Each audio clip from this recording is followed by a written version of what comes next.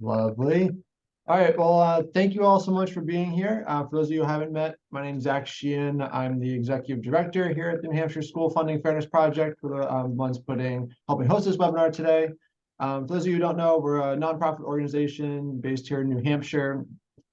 We primarily do a lot of activities around educating people about how school funding works in New Hampshire, the equitable impacts on different communities, students, taxpayers. Do a lot of presentations around the state and virtually. And then we do a lot of advocating, try to empower people to speak to legislators, to both local and statewide legislators, to push for change. So we're really excited to be joined this afternoon by the three New Hampshire lawyers in the Rand lawsuit. And two of them, Annie Glinsky and John Tobin, have been working on school funding related issues and all the way back to Claremont. And Natalie's been working on the school funding lawsuits with John and others for the past number of years. And so really excited to have their expertise here to kind of break down the most recent rulings from Judge Ruoff in both the ConVal lawsuit and the Rand lawsuit. So they'll kind of go through the high level points from the rulings. What are some potential next steps on the judicial side? Then we can talk a little bit about some next steps legislatively and looking forward to next year. We will be sending out this recording to everyone after, and anyone who signed up, so it's available there. As Casey mentioned, please put your questions in the chat, and myself and some of our other staff will be kind of monitoring that so we can have a good Q&A at the end and keep it as tight as possible to an hour. And yeah, really appreciate everyone being here, and I'm gonna hand it back over to Casey to get started with the panel. All right, thanks, Zach. And I'm going to turn it right over to the attorneys. Natalie, if you want to get started, since you have the slides, I think that would be great. I'm going to pass it to John first, actually. Okay. John, you're on mute. Yep. I'm going to be the opening act for Natalie. And I'm going to talk briefly about the ConVal case. The ConVal case was and is a case that was originally brought by the Contoocook Valley School District in 2019 on behalf of 5 rural districts in southwestern New Hampshire, challenging the adequacy number, challenging the number that at that time was about $3,700 and was recently raised to $4,100 as the state's basic obligation to provide an adequate education. And the ConVal case, the Judge Ruoff, the same judge, ruled in favor of the school districts and said the formula was unconstitutional in June 2019. The state appealed that. After 18 months, the New Hampshire Supreme Court sent the case back for a full trial. That trial was held in May of this year, 3 weeks. About 27 witnesses testified on behalf of the various school districts. The state did not really present any defense to the adequacy figure. And the judge in the decision he just issued points that out. The state's approach was to try to challenge the credibility or the accuracy of some of the statements by the other witnesses, but they had no argument that the current formula was valid. As when the case went back to the Superior Court, a whole number of new school districts joined, Manchester, Nashua, Hopkinton, Newport, Claremont. So now the districts involved in that case represent about 25% of all the public school students in the state. So it's really, and it includes, the big districts like Nashua and Manchester and a number of small rural districts. And so in the trial, the attorneys for these districts, Michael Tierney and Elizabeth Ewing, were really able to paint a picture of the impact of the insufficiency of the state's formula across the state in big districts, in small districts, in rural districts with varying costs. The testimony was really clear that the amount of money that the state provides in that base formula is woefully insufficient. Just absolutely not possible to provide a basic core education with the amount of money that the state provides. And so the judge issued a 56-page ruling in the case that I highly recommend to everyone to read. It's very clear and lucid. It's very thoughtful, practical, grounded in the prior decisions, really grounded in the testimony he heard. I think it's a really excellent decision. I can't say that I sleep with it under my pillow, but I hold it close. It's a wonderful decision. And the bottom line is that he found that the $4,100 base adequacy grant is unconstitutional, that no district can provide an adequate education with that number. And he came up with a number, $7,321, as a benchmark, as a touchstone for the cost of adequacy. But he makes plain in his decision that that is likely to be a very low number. And he followed the lead in some ways of the ConVal plaintiffs in sketching out a very conservative calculation as to what adequacy costs. The ConVal plaintiffs were saying that adequacy cost about $10,000. He lowered that number, but again, as you read the decision, you will see all the places where he said, I'm going to go conservative here. I'm going to cut this number a little bit. And that enables him to say, I'm very confident that this is absolutely the threshold minimum number, and it's likely to be a lot higher. A couple of things that it's important to point out are not in the ConVal case. There's no challenge to the tax system in the ConVal case. There's no challenge to the levels of the differentiated aid, the additional adequacy grants that go for kids who get special ed, who are English language learners, or who are from poor families. And so those will be presented in our case, the Rand case, but this ConVal decision is just on the adequacy number. And he wrestled with the question of picking a number. No other judge in the long history of Claremont and Londonderry has ever actually picked a number, but the Supreme Court, when it sent the case back, really directed him to do that. And he, again, was very clear. The final say is the legislature's, but this is a very solid conservative number. The real number is probably a lot higher. And now it's on you, legislator, to fix this. So with that, I think I will stop and turn it over to Natalie. Sure. Thanks, John. General announcement, I'm getting over something, so my throat is like dead. So if I'm not talking loud enough at any point, someone yell at me or flail in your box or something, and I will do my best. Okay. So I have slides. I know everyone loves a good slideshow. So here we go. Okay. So Rand v. State, we are the other school funding case. John talked about ConVal. We were filed a few years after. And a little broader challenge, as John mentioned, ConVal doesn't really deal with the tax issue.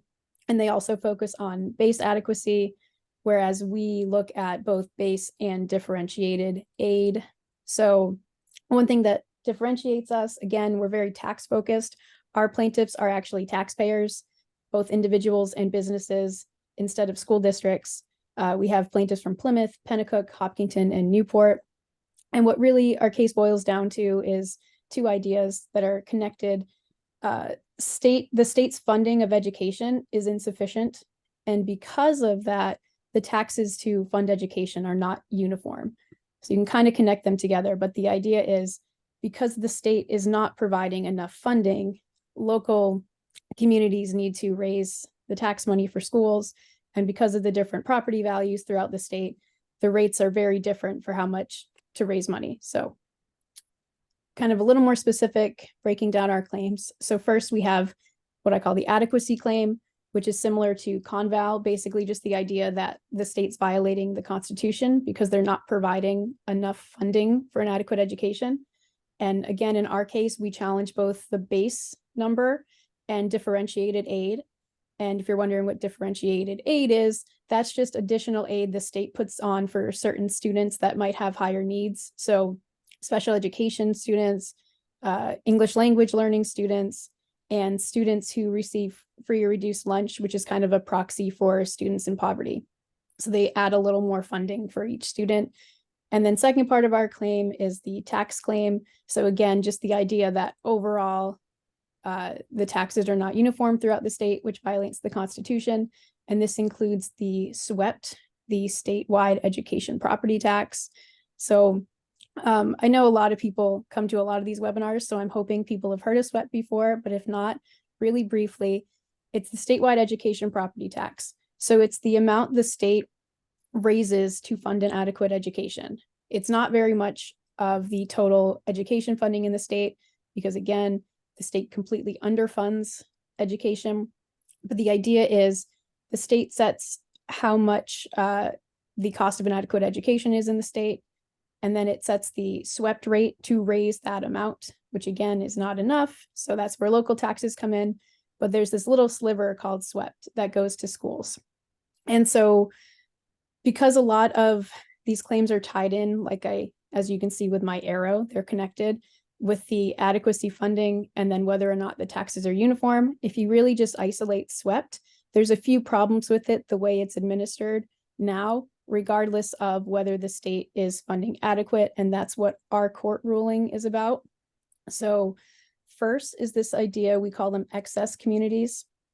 And pre-2011, some towns would raise more SWEPT revenue than they needed for the adequacy cost of their communities. So before 2011, they would remit that back to the state, which makes sense when you think about it because it's a state tax.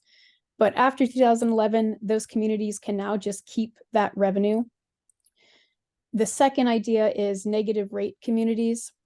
So this is a lot of the unincorporated places, a lot in the north part of the state, that don't necessarily have full-time residents, so they don't have schools. So per the state, they don't technically have adequacy education cost in those communities, but they still have to set the SWEPT rate across the state.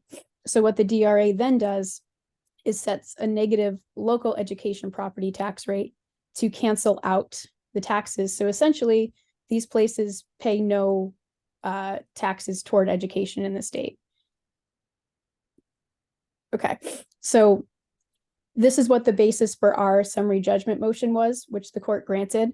Backing up, summary judgment is the way that a court decides or comes to some kind of ruling without having a trial. So ConVal went through the full trial, as John explained. Sometimes courts can decide things just based on the facts that everyone agrees to and then applying the law, so you don't have to go through a full trial.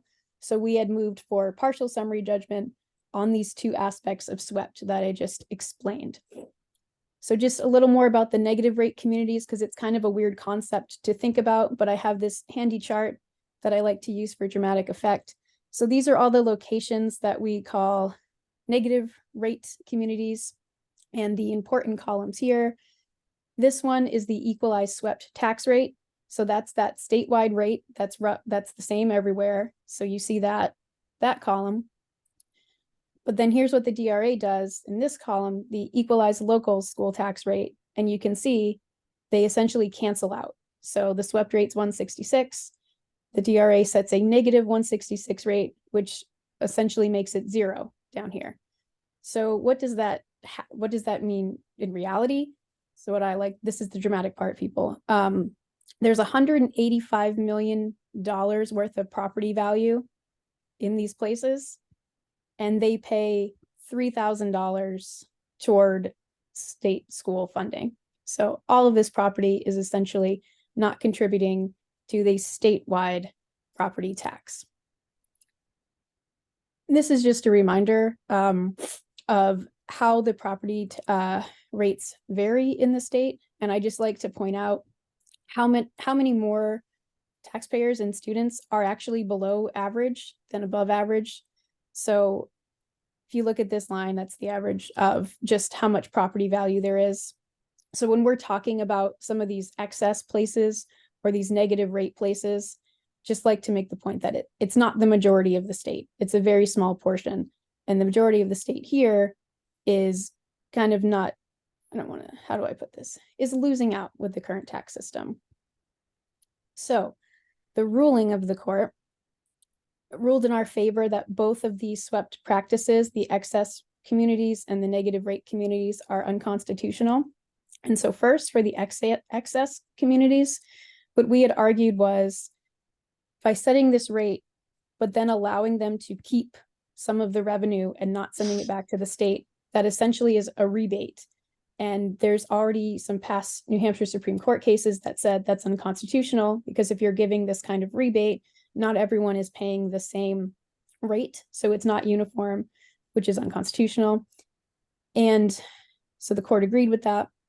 And they made a really good point. The judge made a really good point.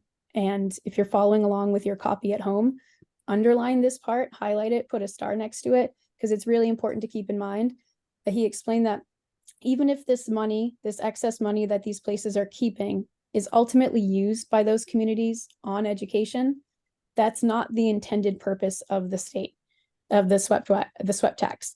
The purpose is fulfilling the state's obligation to fund an adequate education throughout the state. So that's kind of the argument that a lot of the excess communities might make, and a coalition of them actually intervened in our case. So they did make these arguments, basically saying this isn't a tax issue, we're being taxed the same, it's about spending, and we're still spending this money on our schools. So what's the problem? That's what the SWEPT is for, to pay for education, but it's not, it's more specific. It's to pay for the state's obligation to fund the adequate education. So if some of this SWEPT money is not going toward that, then it's not meeting its purpose. The rate's not the same, and it's unconstitutional. Second, the negative rate, the court agreed with us that the state can't cancel out the SWEPT rate with a negative tax rate, which sounds pretty simple. And the states, God bless them, the best argument they had was basically arguing that, well, these places aren't municipalities because they are these unincorporated places, so they shouldn't even be subject to the SWEPT tax. So it's okay that it cancels out. The court did not buy that, because there's no reason to exclude those properties from this tax that applies to all other similar properties. And that is what I have for that. So now I'm passing it to Andy, our closer. Thanks, Natalie. Hello, everyone. Let me first apologize. I'm in my car. I am not driving. I have a meeting to walk into at 1 o'clock, so I'm in the parking lot. So John and Natalie have described the two cases in very lawyerly terms. I appreciate their descriptions. I want to put a different point on it. It's pretty clear that in both cases, the state does not have a defense. They didn't put up a defense in the ConVal case. They basically said it's a legislative decision. In our case, they made the small argument about what's a municipality and what's not. But basically their argument was, if you change it now, it will be disruptive to the system. And now is whatever day we happen to be in court. So we had multiple hearings on this, and it was always disruptive to the system to actually make the system meet the constitutional standard of uniformity. In the Rand case, as Natalie mentioned, there's already good case law on this, supporting our position that it's the practical effect of taxation that you look at to determine uniformity. In the ConVal case, again, the state doesn't, in this case, in the trial case, dispute the numbers at all. So what are they all about? Well, one thing they're about is stalling. Keep the system in effect as long as they can, get this round of political leaders out of office safely without having to deal with these cases. That's goal one. And goal two, I think, is just a little more sinister. Their likely defense is to go to the Supreme Court, which will happen on appeal, and say, you should disregard the existing precedents that have been in place since 1993 and 1997. And those in the audience listening to this probably recognize that defense. It's the defense that was used in Dobbs. The people on the court replaced former justices, took their own opinions and applied them to longstanding precedent.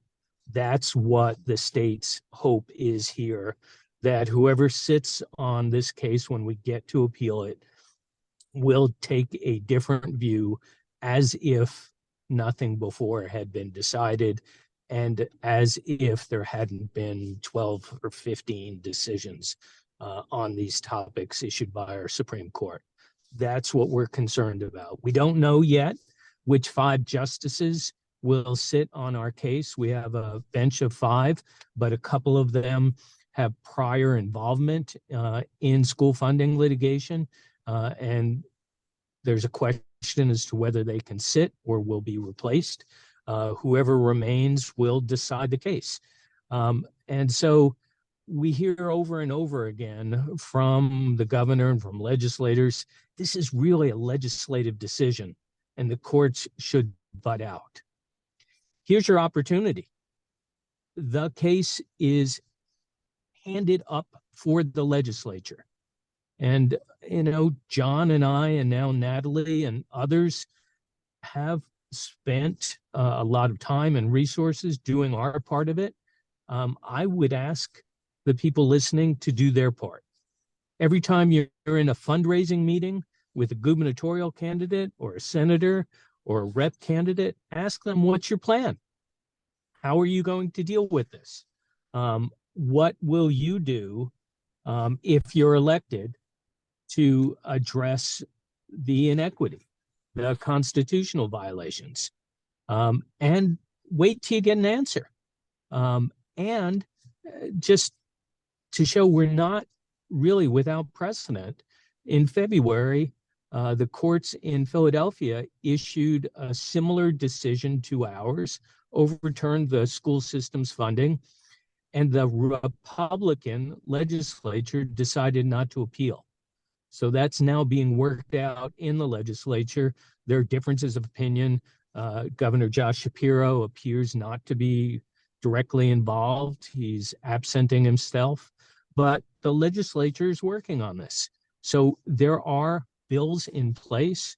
Representative Marjorie Smith, Cam Kenny, Jonah Wheeler, and others have put in legislation that addresses the various parts of these cases, and we should give them the opportunity and encourage others to take the bull by the horns and decide this in the legislature without an appeal. If an appeal is to happen, just so you have a timeline, my guess is the appeal gets filed in January and a decision doesn't come out till November, December of 24. So that's where we need help, raises with legislators, and the time frame, if we don't, is probably a decision late next year. Thanks so much. Great. So we've got a couple of questions that have come through from the chat. So I'll get started on those in the order that they've come in. So the first one from David, he asked, is the number, that $7,000 number that came down from Judge Ruff, is that only the state's share?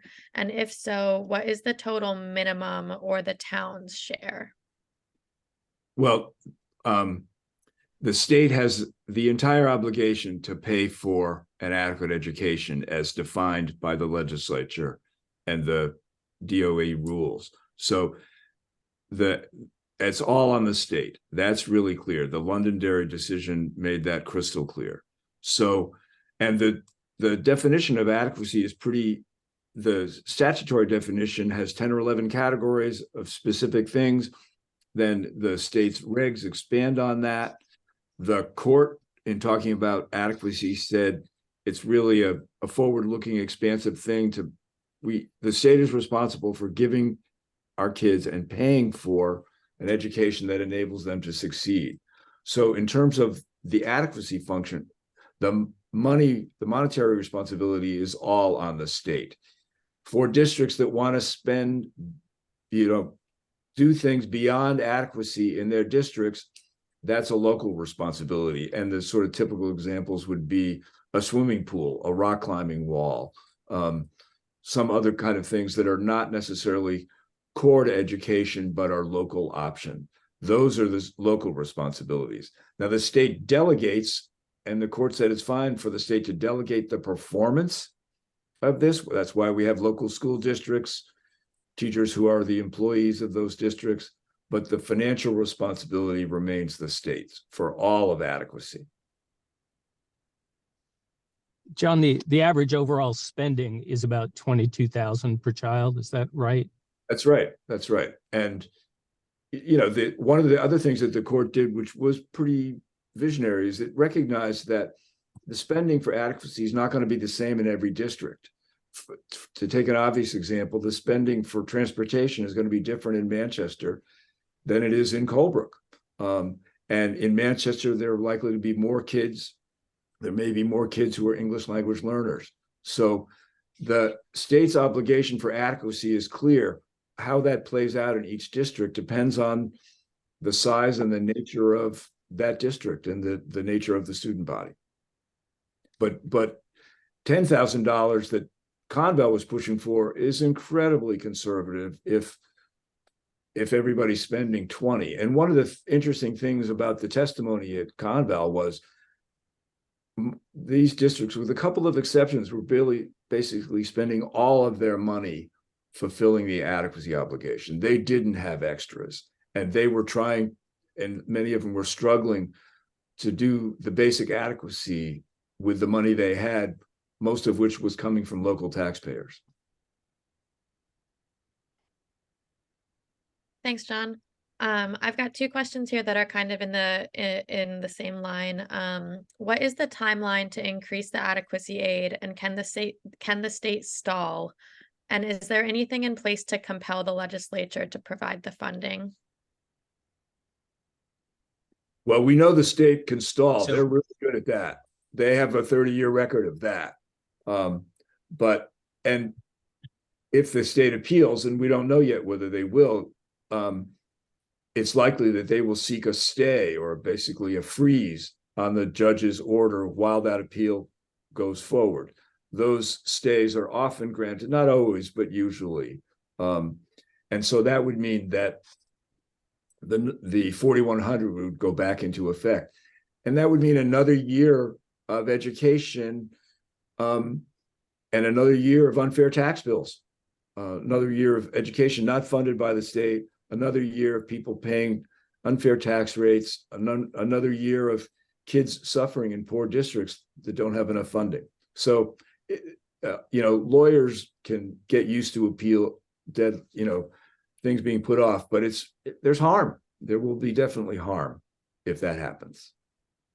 Yeah, to get oh, I'm sorry, I was going to add to that. So there's kind of a multi-step appeal process, if you will. So before they can appeal, they have to move for reconsideration, which is normally 10 days, but the judge gave them 30 days. So that deadline is coming up quickly. The order came out on November 20th. And that again, it's just kind of a procedural thing before you appeal. It's basically asking the judge who did your order to reconsider it. Think about it, judge.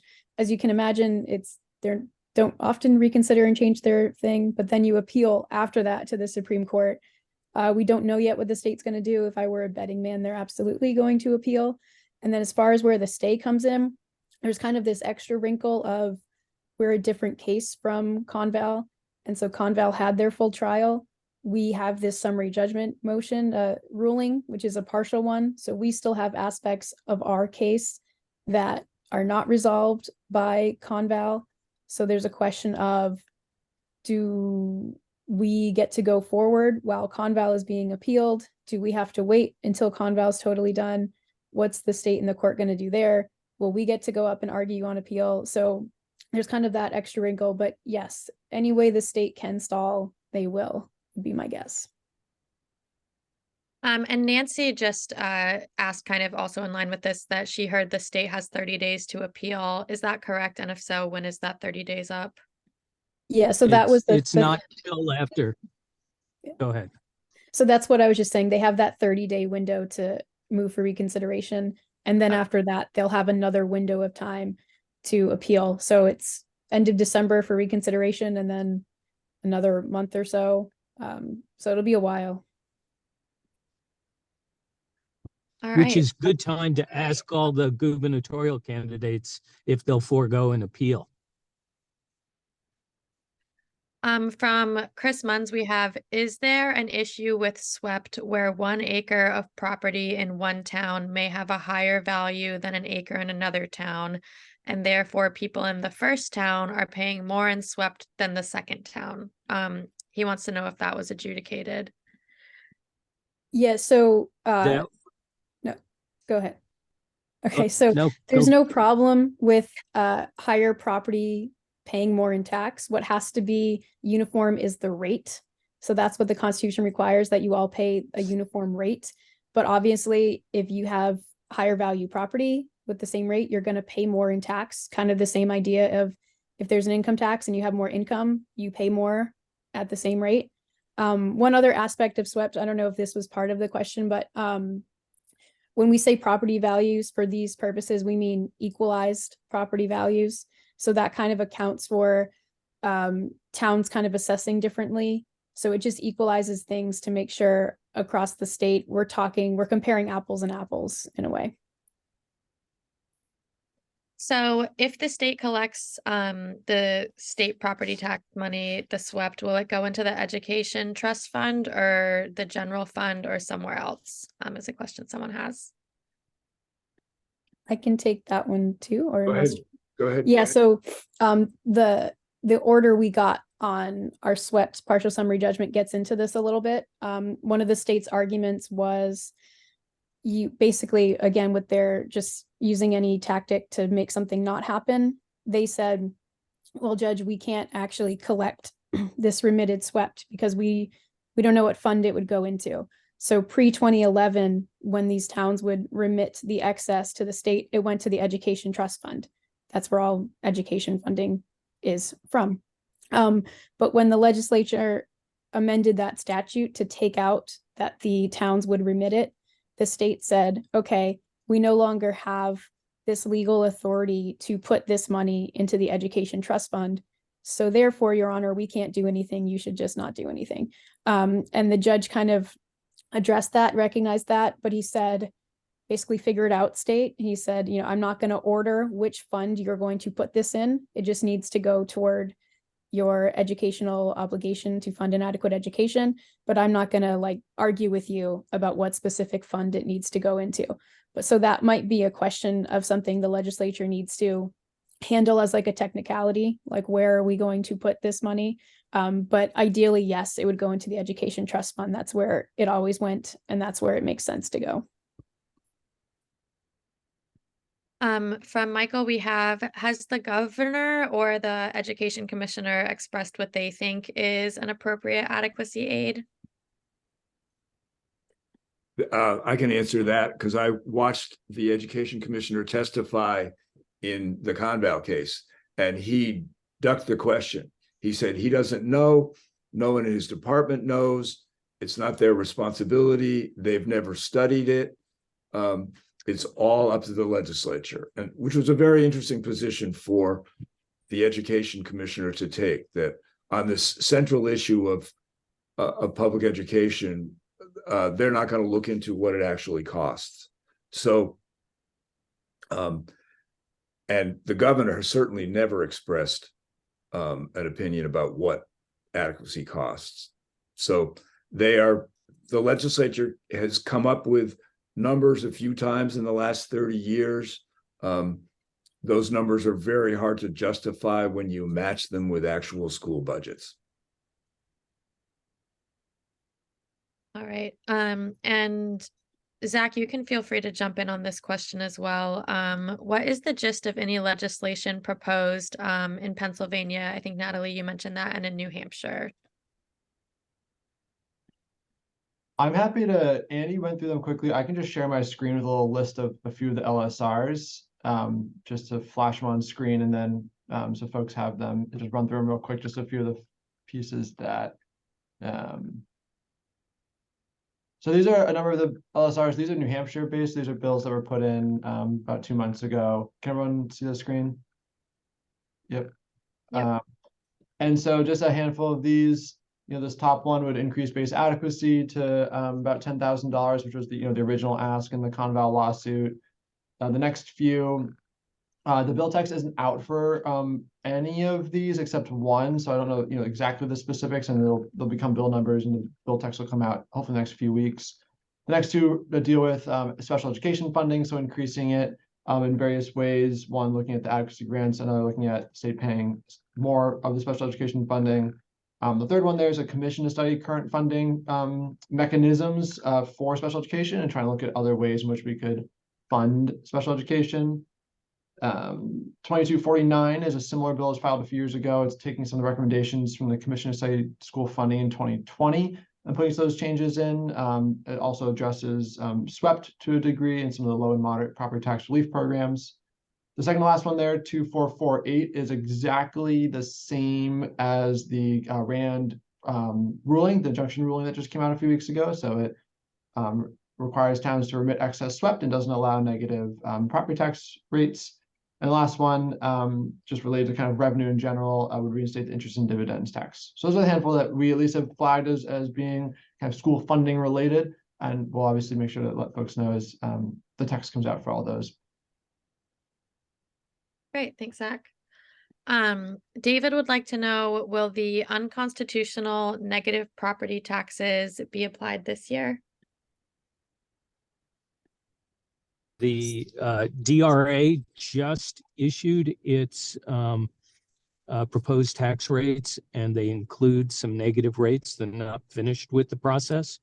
So the question is, if the state appeals the negative rates, which include places like the Cog Railroad and a couple of golf courses up north, will be imposed for another year. And Tim would like to know, how will this decision affect our tax cap communities? Well, it should, if the state steps up and provides for more of the true cost of adequacy, then that money is already being spent. The judge calculated that to raise base adequacy from 4,100, where it is now, to 7,300 would cost something over $500 million. But that's not new money. That money is being raised from all of us as local property taxpayers and spent by the school districts. The state will have to replace that money, and that means that there will be less of a burden through the local education tax. So if the decision is implemented, in most places, if not all, but in most places, local school taxes should go down because the state will be stepping up. Now, one of the questions is, how will the state raise the money to replace that? One of the ways they might do that is to increase SWEPT. But even if they do that, it's still likely that in lots of places, the local education tax will go down for people. Can I just ask a follow-up to that? Because I know I've gotten this handful of times in the rulings. Just curious on all your perspective. So the judge came out with this number, and Johnny just mentioned about $500 million. That's not him saying that you need to spend that much more on education, but it's shifting who's paying for it. What's the interplay between the judicial branch and the legislative branch? Why does the judge get to set his number and demand $500-something million more be the responsibility of the state? Where is that handoff from that ruling to what the legislature's purview is in terms of revenue and spending? That's a great question. I mean, ultimately, as the judge said several times, the legislature has the final say. The problem is the legislature's been AWOL on this. And so the court's role is to enforce the Constitution, not to pick revenue sources, in most circumstances, not to decide on levels of spending. But the state has been so neglectful in its constitutional duty that this is really an enforcement. These lawsuits are enforcement. They're not legislation. They're not creating a new duty. They're just enforcing the existing constitutional duty and giving the legislature a nudge, or more than a nudge, to do its job. It's the legislature's job to do this. But if they don't do it, as the courts have said, the courts can't let constitutional rights be hollowed out. So it is a dance. And that's why Judge Ruoff said about 4 times, it's the legislature's job. And in all the Claremont decisions, the court said it's the legislature's job. The kicker is the legislature has evaded it. And I think by picking a number, in this instance, the judge has at least prevented the legislature from saying, oh, you don't like 4,100? How about 4,200? But by saying the number is way off, you really have to take a significant look at this. I'm not going to pick the final number, but I'm going to set some parameters.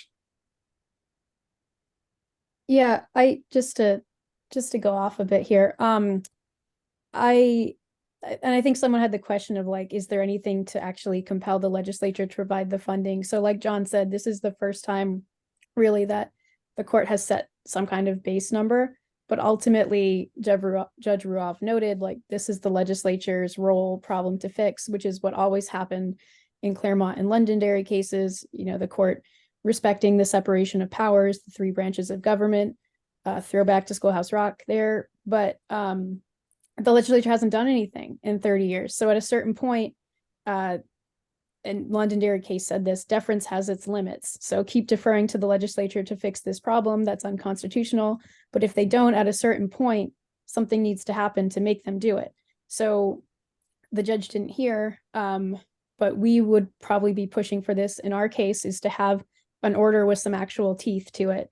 And if you look to other states that have done school funding litigation, there have been cases where they have put some kind of consequence. So this is drastic. I'm not advocating for any of these things to happen. I'm just giving you examples. But in some states, it's a legislature fix this by this deadline, or we're closing the schools. Or legislature fix this by this deadline, and every day you don't after that, we're going to fine you. Going to fine the legislature, and the money's going to go into some, trust account for later. There's other kind of ideas of how it could be fixed. One idea is to have the court actually step in and do something. So similar to, what happened in ConVal, but perhaps more exhaustive. So we would get closer to the real number, but kind of the idea of legislature, you've had your chance and you blew it. So the court is now going to examine this issue and come up with what the number should be. And I think a good analogy for that, and there's New Hampshire cases about this, when it comes to redistricting, drawing maps, there's, a case where the legislature couldn't do it in time. And the court basically said, this is too important to let it just not happen. So we're going to step in and draw these maps. And so I think that same logic could apply here. Like, this is too important to not happen. So if the legislature, again, is not going to adequately resolve this, then maybe the courts do need to step it up and involve themselves a bit more. I could go on, but I won't. This is where it really goes back to what Andy was saying and why it's so important. The legislature needs to get off the sidelines and stand up and do this. And we need to push them to do that. So, and we're coming into an election year. Candidates expect to be asked what they're going to do. And we have 4 gubernatorial candidates. We know who they are. They're all experienced. They should expect searching questions about school funding. And from wherever they go, they should get searching questions about school funding. It's going to be on them, and we shouldn't hold back. And, basically say to them, the courts are doing their job. What are you going to do in your role? And I'll just add to that really quickly on what John's saying. If you go to our website, we've got some resources on there with talking points and tools that can help you figure out the best way to phrase those questions if you feel like you need a little support. And we have an advocacy tool up. It's on our homepage right now, I believe, that you can put in your information, and it'll help you send a message to your state reps that is letting them know about these decisions and asking them, kind of what they're going to do to comply with them. So I would encourage you to take a look at our website and take advantage of those tools that we have. up there as well. Hey, Casey, can I jump in with one more follow-up to this? Just Definitely. A, recognizing the time, and B, kind of the next steps. And again, we get this a lot. I know there's a bunch of legislators on the call here today. So if we have this ruling from a lower court that's probably going to be appealed to the Supreme Court, this next session is a non-budget year. So, the state budget, they do the first year of the biennium, that was last year. So talking about large spending bills in a non-budget year is generally tough because you've already allocated most of that money. There might be some wiggle room. So, and it's an election year. So basically, why not wait? Why not wait and see what the Supreme Court does and how the election shakes out, and then kind of actually dig into this in 2025? Like, what's the point in looking at spending bills next session when there's these court cases from the legislature's perspective? Because I've gotten that question from a handful of members. So just why not just wait and kind of see how the court plays out until looking at potential solutions?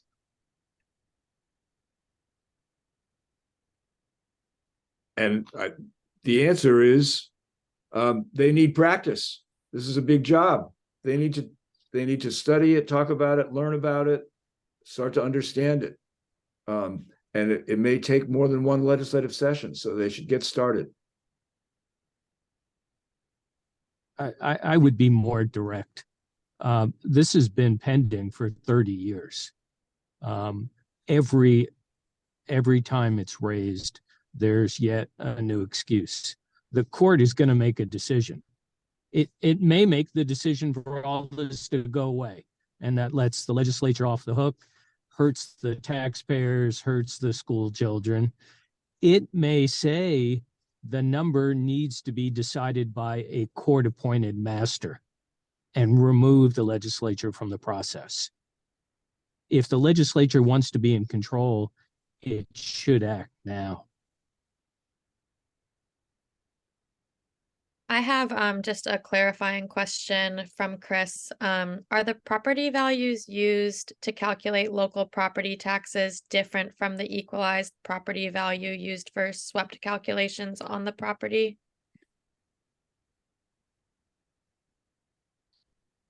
There was a case instigated by Portsmouth called Sorrell in about 95 or so that addressed inequality in the assessment systems. So everyone's being assessed in a fair way that relates to each other and on a calendar that requires assessments to be kept up to date on a 5-year basis. So that shouldn't be an issue. Great. All right. Well, I am not seeing any more. Did you have something else to say, Andy? Nope. Oh, I need to say goodbye. Okay. Goodbye. Bye. All right. I'm not seeing any more questions in the chat. So Natalie and John, if you have any kind of final, and Zach too, if you guys have any final things you want to say to the group before we sign off. I guess just to reiterate, really need some advocacy to your legislatures. Don't count on our legal work solving this. I mean, obviously we're crushing it, but as you can see, the wheels of justice move slowly. So even a total victory for us is years away. And you still, at the end of the day, the court in some way, in some fashion, is going to leave a lot of this up to the legislature. So it would be great if the legislature would just do some stuff without needing all of that. But I think the impulse for a lot of people is yeah, let's see how this plays out.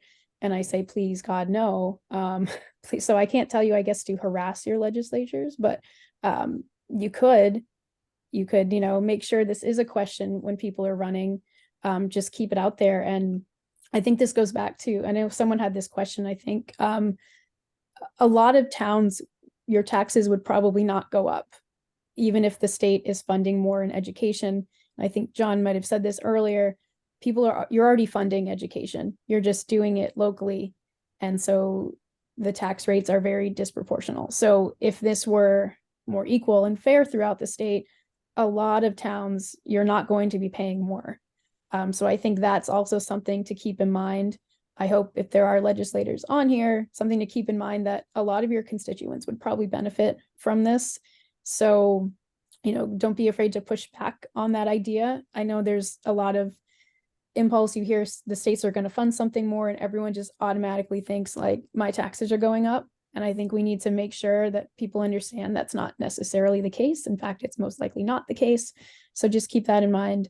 And yeah, like Andy's kind of parting words, this has been 30 years. Like we like to point out that when Andy and John first started Claremont, I wasn't even in school yet. I was like barely alive. And here I am. And as much as I want to be John and Andy when I grow up, I really don't want to be doing this for 30 years like they have been. So I really encourage everyone here to just push as much as you can to your reps. Amen. All And this again, said, oh, go ahead, Zach. I was just gonna just say thank you all, really so much for coming, and hopefully, as a lot of our work at the School Funding Fairness Project is trying to provide opportunities like this to learn more about some of these complicated issues. Even though we're not a plaintiff in any of the lawsuits, we kind of want to make sure that people understand them, are understanding the different pieces of them, how to ask questions, hear directly from the folks involved. And so we're always a resource for both legislators and the public in terms of any helping do crunching data, answering questions about SWEPT or adequacy formulas. We have a great page on our website that breaks down both of the lawsuits and kind of all the decisions in a timeline. So if anyone has any questions about any of that, if we don't know the answer, we can connect you with some of the legal minds that do, and definitely relative to how to ask folks questions. Like Casey mentioned, we have a bunch of questions about how to ask your reps about what they'll do about these issues and just kind of inform you more. And we're always open to come to presentations in your community, virtually or in person. So I'll hand over to Casey for the last word, but really want to appreciate thank you all for coming. Yeah, Zach covered most of what I was going to say, and I guess the last thing that I'll just emphasize is, as these issues are coming up in the legislature, if they come up this year, and as we look ahead to the 2025 budget cycle, we will be, pushing out action alerts as we need support. So as everyone said, pressing your legislators now and the candidates who are running for office for that budget year is really important, but try to stay in the loop with us by signing up for our newsletter. So as we have coordinated efforts to push some of these solutions through, you guys can be a part of the effort. And I will send out the recording for this webinar as soon as it is done processing. So keep an eye on your inboxes, share it around. And like Zach said, if you have any additional questions, you can feel free to contact the project staff directly and we'll help you out as much as we can. All right, thanks everyone. Thank you all.